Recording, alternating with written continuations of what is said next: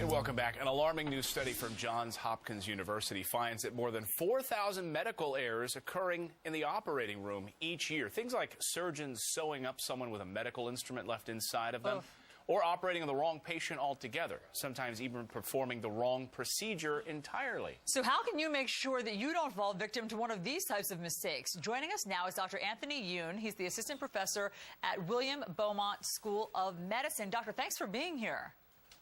Thanks for having me. Okay, so there are 4,000 mistakes, surgical mistakes in the U.S. a year, but are we really talking about a medical instrument being left inside someone or the wrong body part being operated on, or are those just sort of one in a million? Well, unfortunately, as a surgeon, I've heard stories about this happening even in hospitals that I have worked at in the past. So this is real. People do, unfortunately, operate on the wrong body parts. This isn't something that happens every day in most hospitals, but it is a real problem. And so we have some of the numbers and statistics here, Doctor. You can comment on them if you like. Foreign objects left behind, 49.8% admit that they've done that. They've left a foreign object inside. 25% have done the wrong procedure. They go in and operate on Allison, and they end up working on her knee instead of her elbow. They go to the wrong site altogether, and they operate on the wrong patient entirely. How does this happen?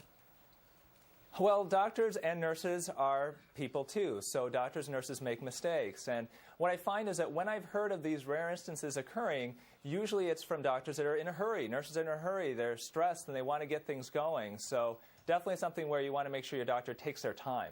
Okay, so let's talk about the tips that you say can help prevent a mistake. You, as the patient, should do research on your doctor. How do you do that?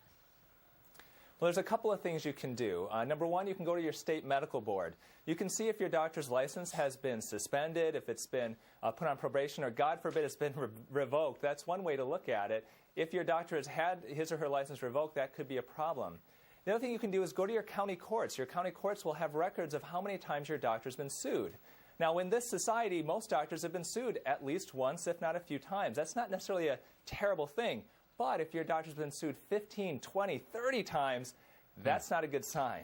Also, you say make sure your doctor places an X mark on your body part that they're actually going to be doing the surgery on. That seems important.